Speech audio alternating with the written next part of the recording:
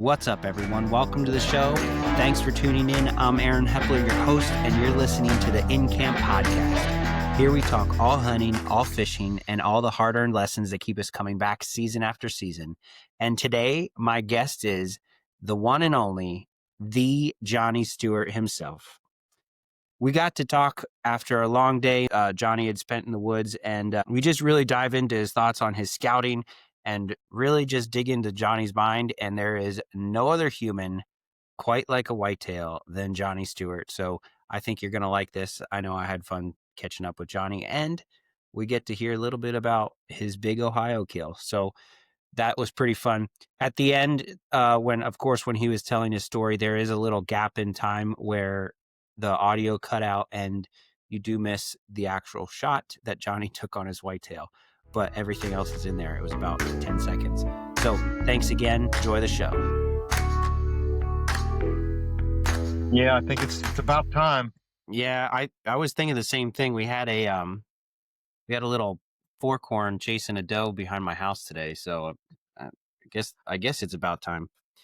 So you saw a couple good bucks tonight? Well, there's some big sign on its point with acorns, and I had he was kind of a thick 2-year-old, like rack size and body. He was thick. He come up to me, and then I had another deer right before dark, deep grunt, and then he went down below, and I heard he was with a doe. I heard him again down there. Nice. So it's probably the deer that's making all the sign. I don't have any pictures. I just found this spot and just started hunting it. You're out of state right now? I'm in PA. Nice. Where was the buck that you killed? Oh, I shot that in Ohio. Oh, I wasn't sure what state it was because Yeah. I wanted to wait to talk to you about it. So Yeah. but if you don't already recognize his voice, I hope you do, because I've heard it said that there is no other human quite like a whitetail than Johnny Stewart himself. Welcome to the show, buddy. Yeah, Aaron, thanks for having me, brother. You know, that was Yeah. that was Cameron Durr. He said that there's nobody like a whitetail like Johnny Stewart. Yeah. He's about right. I really, studying him for over 30 years, kind of know what they need. And even like this year, my cameras weren't doing well. Like I run cameras in the summer. I don't run any cell cams. I just do SD cards. And I find myself early October, um, abandoning all those spots and starting from fresh. I don't know. Things change so much, whether it's cutting or they spray the forest with the herbicide spray or other hunters or mass crop or cherries. Um, yeah, and I'm just actually hunting a new spot that I found 3 days ago. Um, Big deer sign, and with like Spartan Forge, that's you got your maps, you got everything in the palm of your hand. That you don't need anything else. Yeah. Cameras are nice for intel and that, but man, and I was thinking in a tree, you got so many years, and you got that map, you can kind of probe around when you go in, especially with that UAV imagery, man. You could see logs down, which is a big thing, like a key in on. Them bucks like laying by those, but um, just you could see so much detail. You see what's thick, what's open, cuts, this and that, and just knowing whitetails, you can just read the wood, the forest, especially if there's some terrain, and you could just probe where you need to. And I think a lot of these spots that I'm hunting, I got mature deer that are probably 4 to 8 years old, and they know what time it is. I mean, it's been warm, a lot of nocturnal stuff. If you don't got something lined up like the first week of October, I think a lot of you're going to be tight to their bedding, and um, they're not. They know hunting pressure is going to be in there, so you're able to move through the majority of the forest, 85 to 90% of the forest. You can just walk through it when you're doing your scouting because they're in that 15%. Right. And you read your maps, you could just probe around and find those areas and hunt accordingly, with the right wind and stuff like that. So, I mean, cameras are great, but like this year, Like the deer in Ohio, didn't have them on camera. I had a couple cameras, but it was a great spot. I didn't need cameras, and like I said, um, yeah, just having some good woodsmanship and like with the app, man, that's all you really need. Well, I've been I actually had trouble with cameras this year too, and I think a lot of people did. I don't know, maybe it was the drought and you're hanging them in typical places where you think deer are, but they're not because of the conditions. Do you think that's something that might have been an issue? Um, yeah, I think it probably had something to do with it. I tried even in the summertime. I tried keeping them close to springs. Uh-huh. Um, but yeah, definitely the drought and the hot weather. I think a lot of guys I talked to didn't even find a lot of sign in through like the spot I was in the night. I went in early the first or second day because I knew there was acorns there, and there wasn't any sign of a buck in there. Yeah. But most of the guys I talked to in through the 14th, the 2 weeks of October, didn't have much of any sign going on in the woods. It was a weird year so far with that. No, like I hiked. I think after I shot my deer last Friday, I hiked every day until today was the first day I hunted. Yeah. Um, just trying to find the sign. It was Yeah. just now popping up. I think because of the weather. I guess I'm thinking that drought and warm, and they just didn't want to. You get into an area where there's bigger deer, mature deer. They're a lot heavier, got their winter coat on, so um, yeah, it probably makes them act a little different. So what are your plans moving into? I guess we're kind of in the pre-rut phase. We're getting to the time where everybody calls it scrape week. Is that something that you're focusing on? What's your game plan for the next week? So the spot I found is a point with oaks. I saw 9 deer, 10 deer total, and like Nice. like I didn't that was my first time in there. And like Ohio, I hunted it 5 days and 3 weeks because of the same thing. There's a concentration of food and covers right there, and you can blow it up, you can ruin it. But going forward, I'm just going to do afternoon hunts there. Like you try to get in before light. Thermals pull. It's kind of a pretty rugged hillside. Um, then you got to worry about them shifting and rising, and maybe if there's a frost, you can't get in. I don't even want to try a morning. I'd love to, but I don't even know. I think a lot of these deer are going to be bedded in around daylight. You go Mm, in and make noise, or do you get into about the noon, 1, 2 o'clock, 11, 12, 1. You have some breeze. Thermals are already done their thing, and you got the maybe the constant wind you can work in from your downwind side. But yeah, and on the way in, I jumped a deer. I had a long walk in; it was over a mile, mm-hmm. and I seen fresh scrapes, and boom, it was a cut. Boom, I jumped a maybe a high 30s deer. Oh, nice. So I think if you're in close with them scrapes, like right now, they're laying that sign down because that's where they're going to hang out in the next few days before they start. Because I know there's does in my area that are probably already been in heat. There's not many around the 16th, 18th, 20th. And like I said, where I was tonight, that doe, she'd probably be ready tomorrow. You're looking at the 25th. Yeah. And so, yeah, I'm going to stick with that spot. Hopefully, he's corrals are in there and he hangs there. And I might keep that spot because after she's done, and there's not a ton of oaks, 20 acres of oaks in around that point in that hillside. There's some thick stuff close. I'm just going to stick with it. And I think once he breaks off with her, if I can get in easy as long as the wind cooperates, I might do like a morning hunt. I have like one or two other spots that I might try when I got another mature deer that just do maybe a couple mornings there just to break it up. Yeah. But I'm not wanting to get burned out. That can happen fast, if you're Yeah. trying to do an all day deal. Oh yeah, I think especially this I always early. say it. Yeah, I always say it like you can't sprint for 200 yards. You can sprint for 40 yards.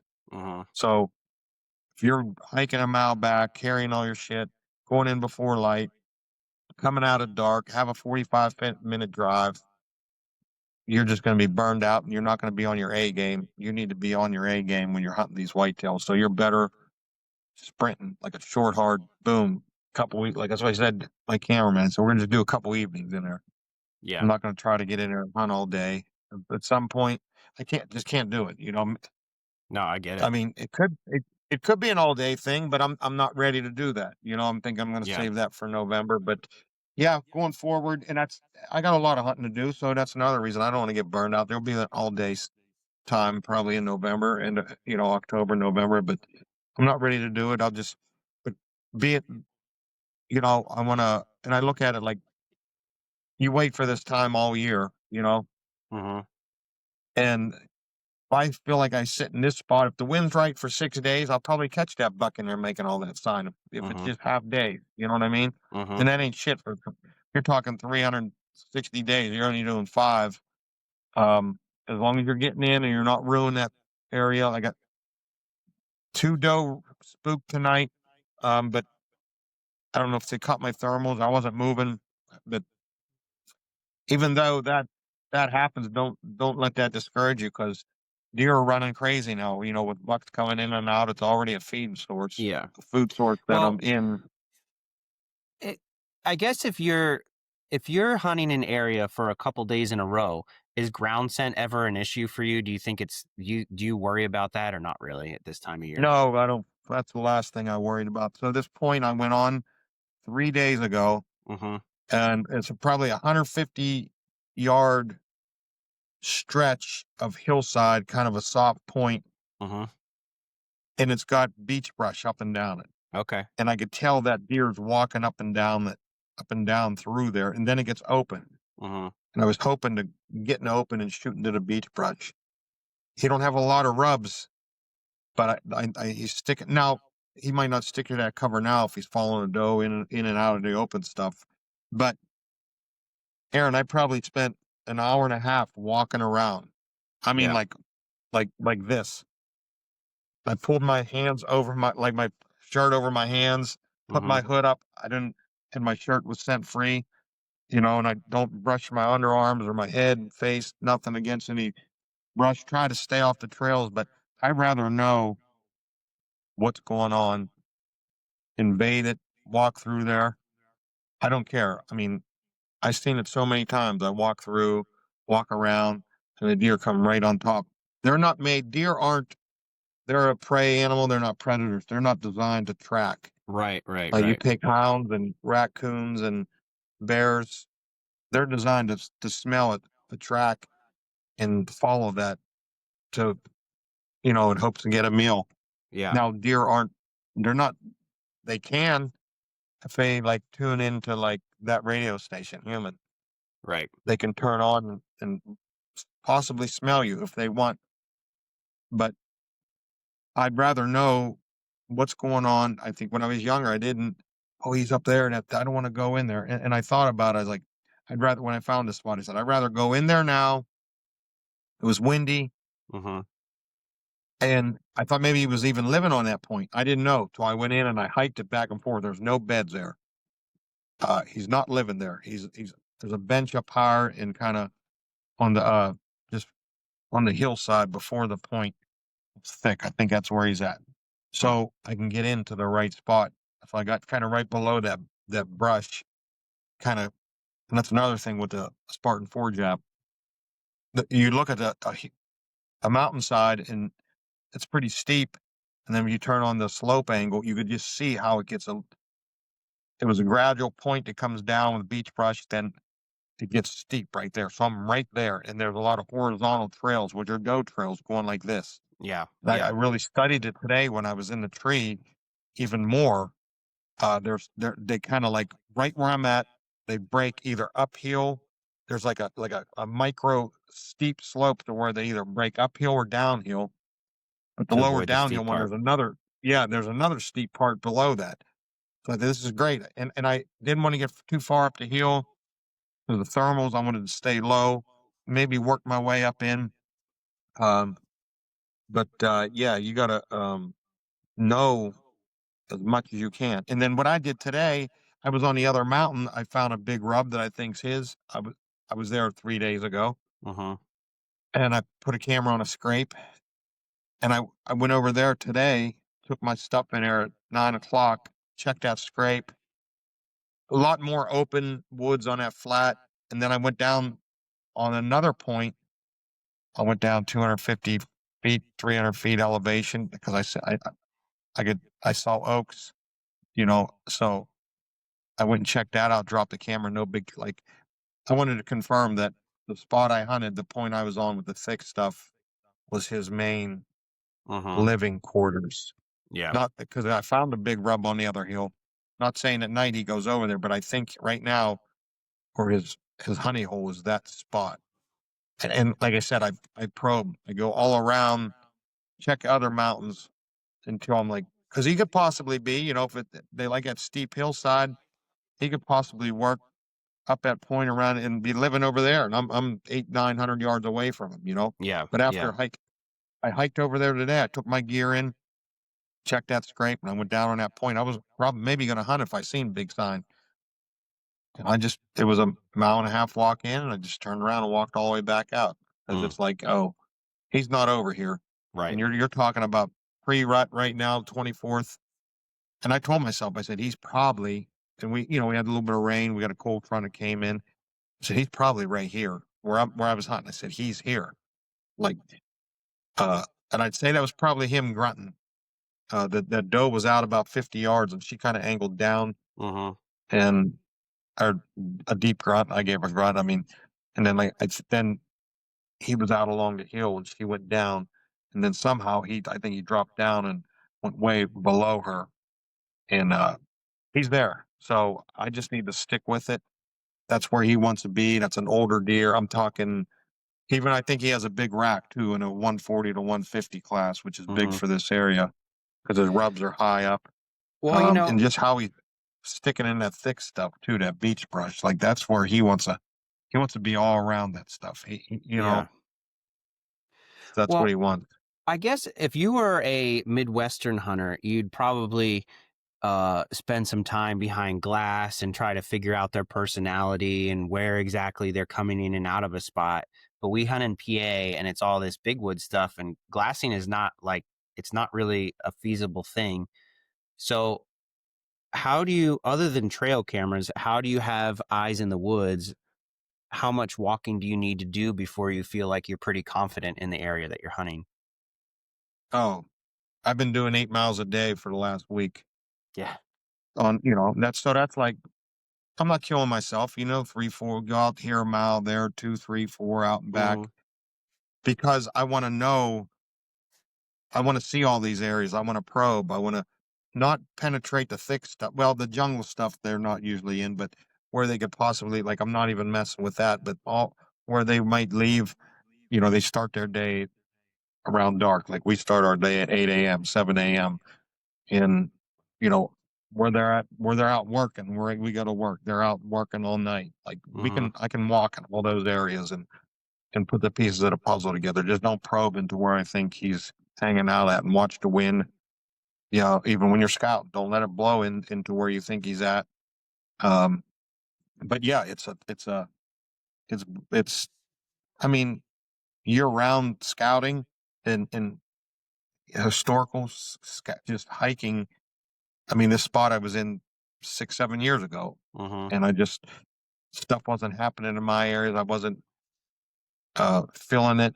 And like I said, I don't like ever to hope hunt. I don't want to get in a tree and hope a deer comes by. I want to know Right. that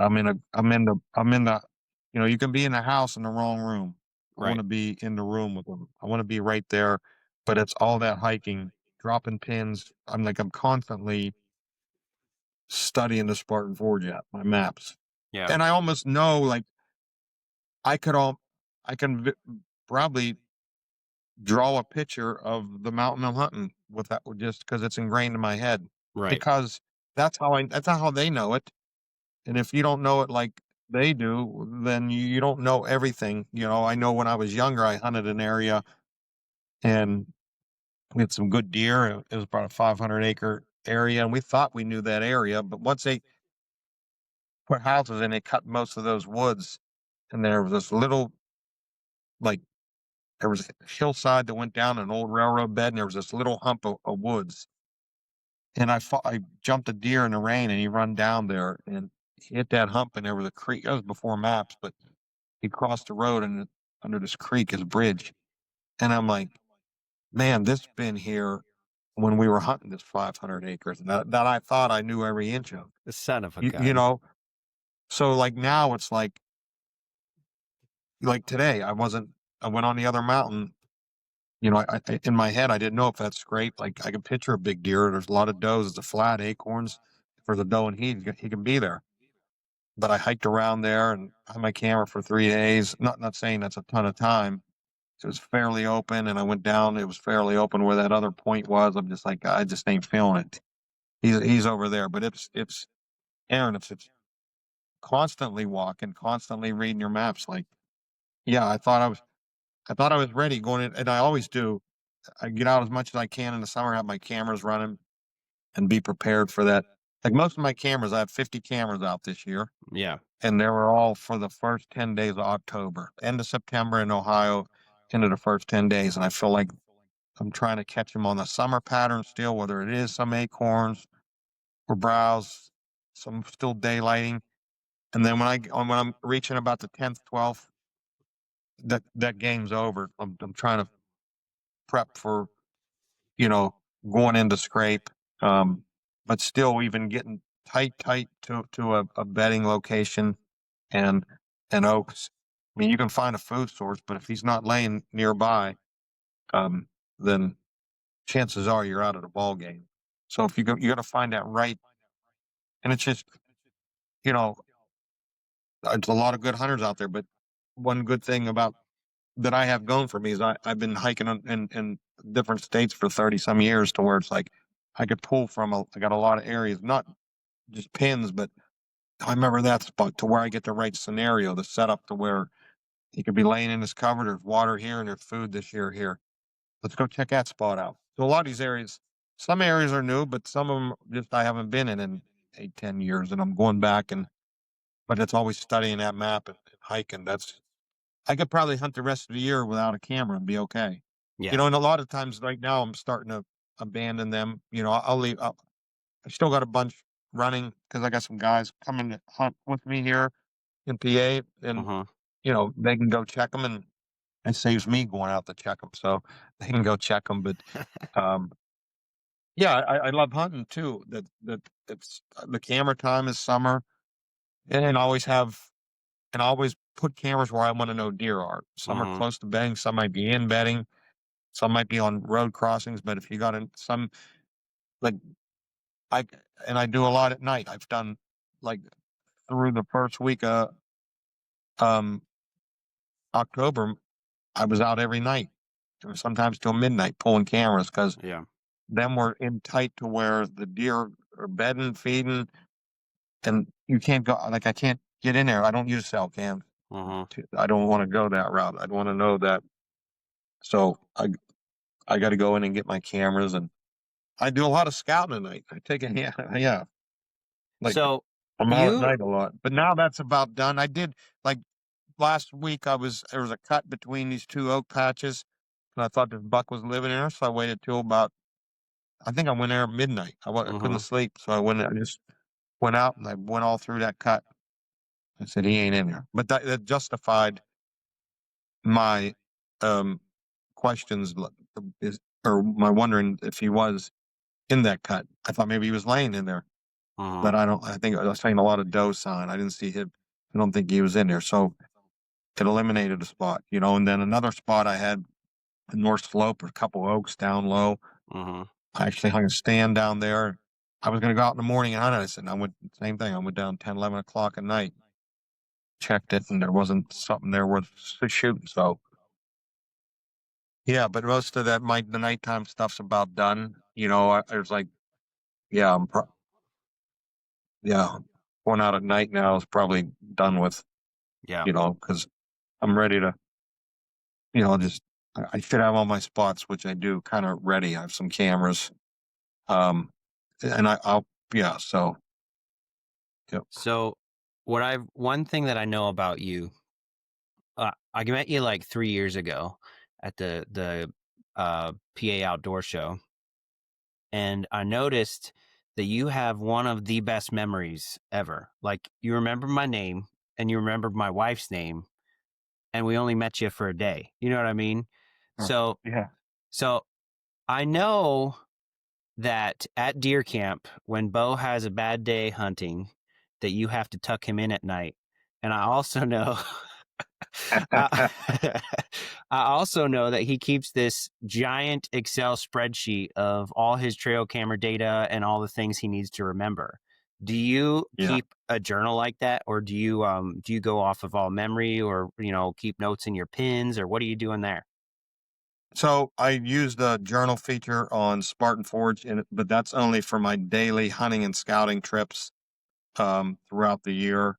Yeah, What I saw, what I experienced. Um, I do not know. Like I don't.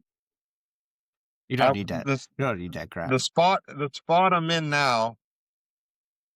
We went in there the first day archery because there was oaks, Yeah, and my cameraman said, "Oh, look, there's a camera here. Someone's here." I looked at it. I'm like, "That's my cell cam." When they first come out with cell cameras 6 years ago, I said, "I forgot all about it." It was, and it was 5 years. It was. I think I put it there and I moved it, or I forget what happened. But and when I went in to get it one year or that year, it was not where I thought I had it. So that tells you how my mind is. It was, there's my camera 5 years later. I say, oh, I must have moved it. There was a buck bed there, but I I switch cards out, and like if I look, I got a pile of cards laying everywhere. I look at them, I don't even know. Like, man, that's a good deer. I won't even know where it's at. Where's this at? I gotta like wait till I come in view, see what I'm wearing, see where I'm, make sure the date's right. Sometimes these cameras they'll change. Seems like some of these wild game ones, I feel like I know I've been setting a time because that's, it's important to have the time and date right. But I feel like as time goes on, they're off like 20 minutes. yeah, I I don't know if you agree. ever had that happen. Yeah, I agree. They are So, always a little goofy. but yeah, I don't keep any. I don't. No, I don't. I think it's all more in my mind that you know. Well, I mean, to me, it seems like you do the in-season scouting thing pretty religiously. So if you're keeping up with that, I don't know that you really need an Excel spreadsheet of where what is going this direction, because you have the live feed going for you. Yeah, that's correct. And things like what went on last year, there was a good black cherry crop, and these big deer love them, and they were feeding on them September, then again in winter. There wasn't a black cherry this year. It Yeah, was dry. I got acorns in my area. There wasn't none last year. The herbicide sprayed areas that were green and full of browse last year. So it's like every year, then honestly, every year you got to go to your spots, whether to see if that deer made it from the previous year, see if someone else is hunting there, see what the browse is like. It's like even though you're hunting the same area, you got to go through it again and check it again. I mean, cameras, yeah, help. But I think, and I think about it in my head. I thought about it tonight and today. I'm like, what spots I'm going to hunt? I have another spot where there's a mature deer. I'm going to probably hunt that a couple times in the morning. I do got a couple cameras, and I'm going to just stick with this spot. I think it's going to work out. I just stick with the plan, and as long as I don't mess it up, and that's the tough thing in your head. Always ask yourself. So, like tonight, one deer below me kind of. Oh, I think I was just getting set up. And one deer kind of ran below me. It might have heard me setting my camp. I was just going to self film, and it ran right. So ask yourself what's going on in the woods. So it ran, and if that was the doe that buck was chasing, and it heard me in that tree, uh-huh, she's not going to come by that tree. uh-huh, So you got to be like, oh man, she's here. She's going to run by me. So I asked myself, was that the doe? I think it was actually maybe a spike or something that I didn't see. It was like a bigger bar all by itself. uh-huh. And I think earlier, after that, a doe come up the hill with another buck. The buck come to me and she went that way. I think that's the one that bigger deer was grunting after. So yeah, you got to really watch yourself because if she sees you up in a tree and you're going to stick with this spot, every time you go in the woods, ask yourself, did I screw this up? Was I the reason or am I messing this up? So that one, when I was setting up, Brandon, and two, like I was standing, I just hear deer running below me. Maybe they caught. So you're like, what's going on here? So you need to be painting a picture, but watch it so you know what's going on with the deer herd because you could ruin it yourself a couple days. Or if that big buck sees you or hears some metal clanking, you Yeah. sit in that same spot. But I've learned that they won't always move to the next mountain. They'll live right around you. I've seen it, especially if there's cover. You know, even with cameras, I'm learning that sometimes I put rubber gloves on when I set a camera up, or definitely when I'm doing a scrape. But so keep that in mind. Just you might have to just if a deer comes and smells your camera, if you got it on, try to run it on video, and he runs away, you might not get that deer, especially a buck, again on that camera. You might just have to move 50 yards. Yeah. Yeah. That they don't they live like in where I'm hunting. They live with humans. They're going to smell a human. Yeah. Every time they smell, they can't get away from them. So a human was here, touched a tree, put a camera. Some bucks might not like it, some don't care, but that's why I try to run it on video. Yeah. So just a little transition. I noticed that you took you took out a new hunter. You're mentoring somebody. What got you going on that? Well, a kid that worked for me this summer is a great Uh-huh. help. Um, he's a big boy. He's only 15. You think he was 20. He's Yeah. about 6 foot, 200 pounds. And he talked to him about hunting and I don't know, just worked with him all summer. And I said, hey, get your hunter safety course. I'll take you out hunting. And his family, I know, don't have a lot of money and, you know, they're not hunters. Mm-hmm. So he got passed his hunter safety course and his grandmother had a 30-30 he used, but I wasn't able to get with him to sight it in. So I took a gun. So I was up at camp and I drove home 3 hours. I said, I'll meet you and we'll go out. So I met him and we went out and just watched his bull. And he didn't have, it was just a 243 I let him shoot. He shot his Mm-hmm. 30-30. It was hitting high, so he wasn't able to sight it in, but he made about a 120-yard shot on that doe, man. He was pumped, dude. So, Nice. um, helped him drag it out, and I told him, "We'll get you out buck hunting." We took it to the butcher shop. I said, "We go, but still don't have time to let a deer hang. You know, I'm busy hunting." So I said, "We get you a buck. We can let it hang. We can cut it up for you." I took it to a butcher shop. I had him. I said, "Get sausage made and this and that," and it come to like $160. His eyes are like, "Man, I ain't got no wallet with me." I said, "Don't worry about it." I said, "I'll pay for it. You can have it." I said, "It's just like a present to you, man." So, Yeah. and then I cut him up the heart. And I have to call him tonight, see if he ate it. You know, I sliced it up. I said, fry it in butter with salt and pepper. And I said, yes, but get him into eating the deer. And it's like, Yeah. man, you know, so today he sent me pictures of deer all along the road, you know, like he's all, so They're everywhere. yeah, we got to get kids. Yeah, we got to get kids into hunting or non-hunters into hunting. People, I spread the word about hunting and learning and trying to help people. And some people don't like it, but the wood, it's disappearing, the culture, like, rifle season last year, there's a lot of areas that used to have tons of guys, and I didn't even see hunters, you know, a lot more guys are bow hunting, crossbow hunting, but, man, don't be so greedy, like, I don't care, I see like, I don't care, man, I'm gonna get my deer, and I'm gonna hunt, and someone's hunting, like, a lot of people say, "Oh, I know where you're at, I know where you're hunting." I was like, I don't care, I don't care." I said, "I probably know more about the deer than you do, you know, because I Yeah. know what I'm doing, you know, and I know that other hunters are in there. But yeah, we got to get people into hunting. Is that something that you've done a lot of in the past, doing like mentored type things? Not a ton. Yeah, not a lot. Few times I have, but especially if someone shows interest in it, Yeah. you know, that makes it better. And you know, if you take someone and just like, well, you know, but someone that's interested, then maybe. might be a hobby for them. I feel like it's not like I'm just wasting my time going Yeah. to a good cause, not just like this guy ain't never going hunting. Right. So, Right.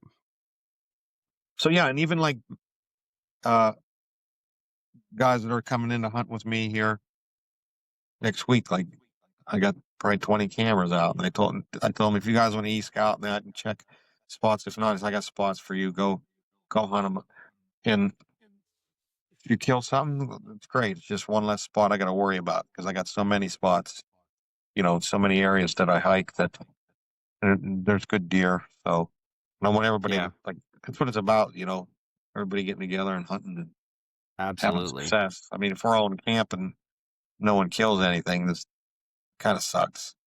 You Yeah. can't drink much. We're going to not drink much beer, Well, I know that you said you're short on time for tonight because you got to get hunting tomorrow morning, got some things to do tonight. But if you would, I would love to hear the story about the deer that you killed in Ohio, if that's okay. Oh yeah. So it was a newer piece of woods, and I found same thing. I had my cameras running all through the summer, um, and I picked them up. Had a lot of nocturnal stuff, middle of the night, few oak patches that were. I thought, especially one big white oak. I thought there was a good buck in there. He walked. There was does there every night. He just walked right by it. 11 o'clock at night. I had it there like with prime time, like end of September. So most of my areas with the oaks or places that I thought might be good were a lot of nocturnal stuff, middle of the night, and you could just throw that away. I mean, if you're not getting them right before or after, right gray light or something like that. So I just went back to scouting again. Um, I hiked way back in the woods, found man, it was about a 2 mile, 3 mile hike. I had my camera and dropped me off. I said, pick me up here 3 miles away. And I got to a spot with a point with black oaks on it. Most of the woods Mm-hmm. are reds. The whites are not many whites there. I said, this is a good spot, man. There was a point that came down. There was a trail coming down a point. There was a couple rubs. Like this is like the end of September. Uh, I said, this is good. This point has black oaks. There's a trail coming down. There's water below because it was 80 degrees. I dropped two cameras, one on that trail coming down a hill and one off to the side. And we actually, when I found it, like I did the same thing. I just probed. I didn't get it. I assumed they were living up further up the ridge where it's thicker. So that evening, I dropped two cameras that evening. We hunted. Thermals were falling. We just did 1 hour. Seen a spike in a doe. Left that camera on a point.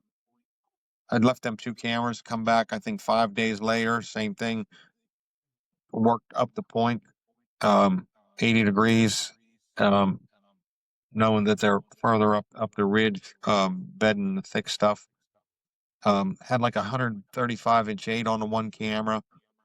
The other one had a lot of bucks fighting, nothing worth shooting. So I took both cameras and I moved them all within like on this point, uh, just kind of moving them around, trying to see what deer were there.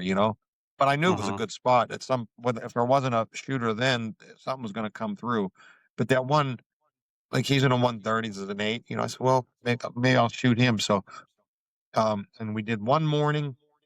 And by then it was getting into about the 12th of October, and we had a dry late summer, and a lot of leaves fell into September. Like even the first day of archery there in Ohio, the 27th, there was leaf litter on the ground.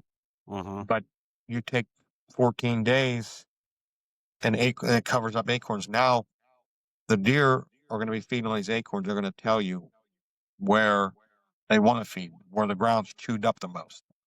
So we hunted sparingly a couple evenings. We bumped some does, got out.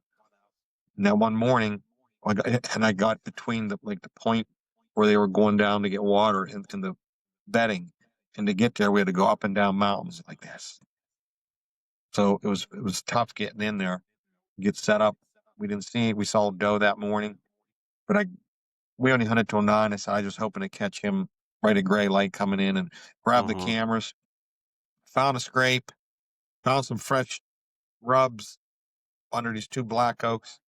I said, whoever made these rubs is probably going to come back. So fast forward 6 days, went in for an evening hunt. We were going to hunt that evening. And my other spot that was kind of off the road a little ways that had nocturnal sign had some shooters on it. I was going to go back there at night, check those cameras, see if I can. And I moved them around, one on a scrape and one on a oak flat to hopefully get that gray light. So I was going to go. My plan was to go that spot at dark, and that's where I wanted to hunt because I had 2 shooters back there. But Mm-hmm. we worked our way up the point, and there was no breeze. We went right up the point, and the wind was good southwest, and the thick stuff was up here. And the kid that edits my film, he can run a camera really good, but he does like car racing or stuff out of cars and stuff. So I told him, I said, dude, I need you to come film for 2 days. So he came out. He had his Hey Dudes on. He had his. I said, get scent free deodorant. I said, get scent free shampoo. He shows up covered in dog hair and cat hair, and I said, what do you wash your hair in? And I'm smelling his hair like shampoo. I said, well, what kind? He's like, I don't know, coconut. It's like, well, I'm like, so I gave him some camo. I put a saddle on him, and I said, I'll show you how to, and I put a platform up in a stand for him. So we worked the way up the point. So we were going up the point, and then we were about 100 yards from where it leveled off and where we wanted to hunt. And I had them 2 cameras for 6 days where the deer been feeding. And we're working up the point. We're 100 yards from them cameras, that flat. I had my turkey call. I said, no, I want you to go around to the right, take about 10 minutes and meander and get to that flat up there. So I'm going to go around to the left. I showed him how turkey scratched the ground. I said, I want you to do that. Just meander. He's like rolling his eyes. He's like, like this is not even his cup of tea. He feels like an idiot. So we do it. I make some calls. So we get up to that flat, and I show him how to climb the tree, show him tell him how to work a saddle. We weren't super high, maybe 18 feet. So yeah, we didn't pull the cameras. Um, and I told him we had a full range day. It was the first full range day on the Spartan Forge app. Mm-hmm. Even the other 2 times they weren't. So I told Josh, I said, there'll probably be does are coming. They might be feeding by us. I said, don't move. Then the buck will probably come a little later. And I'm thinking about this 135-inch deer. And when I got the picture of him at a card reader, and it was gray light, far from the camera, and I just Mm-hmm. took a picture of the card reader with my phone. So it was grainy as hell. Like I could Mm-hmm. barely see. But I remember it was like right around 135. So I figured he was the one making the sign, and that's the biggest one I had in there. So we see a little buck off in the distance, 50 yards, and it's about an hour before dark, 10 after 6, I'm thinking. Mm-hmm. And I always like hunting with someone because my eyes are getting bad, my ears aren't as good. So he said, I need your ears and I need your eyes. I don't need you on your phone. It's only an hour or 2 of hunting. So he said, I hear something coming, something big. He pointed up there. I said, yeah, that's where they come from. I said, it's probably the does. And I had my hood up uh, and my mask. So I pull it down and I'm looking at direction. And all I send 45 yards to see a rack. I said, oh shit, Josh, that's no doe, dude. That's probably that buck. That's probably we're gonna shoot this sucker. Get ready, get your camera ready, get ready. This is gonna happen. And he was just vacuuming up acorns, like, you know, come in on a tree ranged at 32. He was right in front of it. And it was like I got one look at him with my binoculars and put it down, and this all happened in 12, 15 seconds. It's like Yeah. from 45 coming at you with some leaf like foliage in a way, and like I think this is him. Like you got to make a game day decision. I'm like I'm shooting, so he got good sign, and I'm watching. I'm like, whoa, come on, fall over. Because now we're going on like few seconds, then he finally gets dizzy. He started going like woozy and said, "Oh yeah." And I pulled my binoculars up, and he just as soon as he went to lay down, I seen a big squirt of blood come out the entrance hole. I said, "He's done, dude." It was awesome. It happened in like Nice. 15, 20 seconds. You hunt all this time, all the scouting, and it's 15, 20 seconds. It's over. So he ended up even rolling down the hill another 50 yards. Mm-hmm. Took him like another 4 or 5 minutes to die, but it was a double lung shot. So we get down before dark. We go over to it. I'm thinking still the only picture for me to not get a picture of that deer and having two cameras running there for 3 weeks is odd. Yeah. I'm still like scratching my head. And so I'm still thinking it's that 135-inch deer. I'm trying to look at that picture, look at that deer.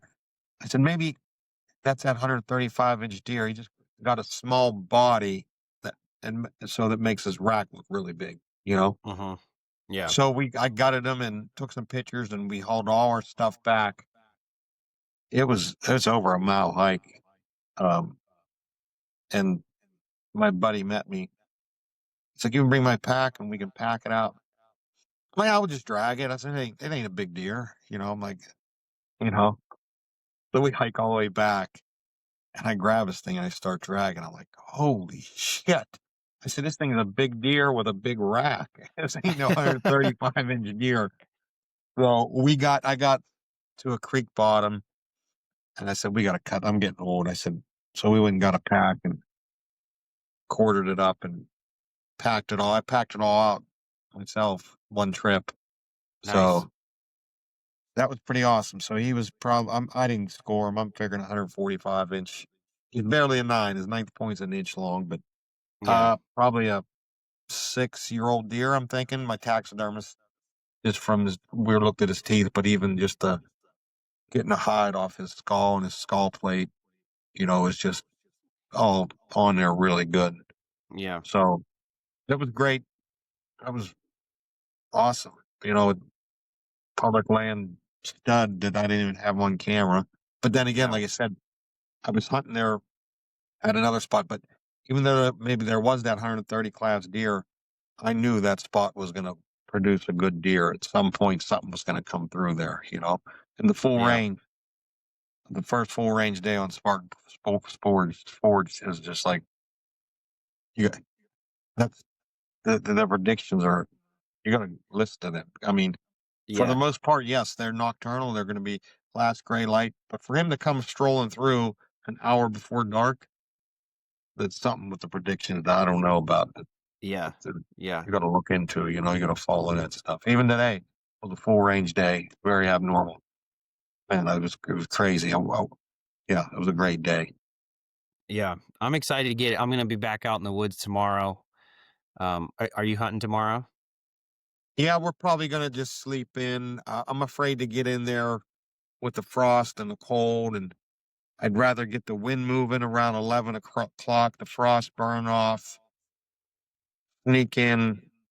Don't ruin that spot. I'm not ready to and like I said, when you get on them hillsides, them steeper mountains, you got to think about the thermal falling, then they're rising and the wind, and just a lot of happening that all at once, them first few hours. Yeah, if Mm-hmm. you can be on the top at daylight, but if you're on the top before daylight and the thermals are pulling, that may not be good. Then they're rising. So, Right. I mean, I got time. I'm in the ballpark. I just need some time to watch the game. So it's gonna happen. So Very good. Dude, thank you so much for coming on. I'm gonna let you get back to the things that you need to get done, but we'll have to do a recap of the season at some point together and talk about yeah, just swap stories. I'm yeah, hoping to get up in your neck of the woods for rifle season again, and man, it's such a cool place up there. I loved every minute of being up there last rifle season. It was cool. yeah. That's cool. Yeah, shoot me a message if I'm around. I don't know where I'm gonna be. Maybe we'll hook up, Aaron. Absolutely. Sounds good to me, buddy. Why don't you let my list? I know everybody knows where to find you, but why don't you let my listeners know where they can find you? So the Johnny Stewart on Instagram. I'm pretty active on there, and also my YouTube channel, the Johnny Stewart. Pete just put a video out. It was pretty funny of just being in a tree with him, and kind of, he called it a bloopers thing, but just joking around and stuff like that. But I'm gonna have to watch and that. yeah, so check that out. I got another guy working. Josh is working on this Ohio one that try to get out this weekend. So check it out. Sounds good, Johnny. Thanks for coming on, dude. I appreciate it. No problem, Aaron. Good talking to you, buddy. You too, man. Well, that's a wrap in camp. Thanks again for listening. Be sure to check out Johnny's YouTube channel and at @TheJohnnyStewart on Instagram. If you could, leave the show a rating and a review wherever you listen. It really helps the show reach more ears. And you can follow the show at incamp_podcast on Instagram. You can email me at incamppodcast@gmail.com to send me any suggested topics or questions that you might want to hear.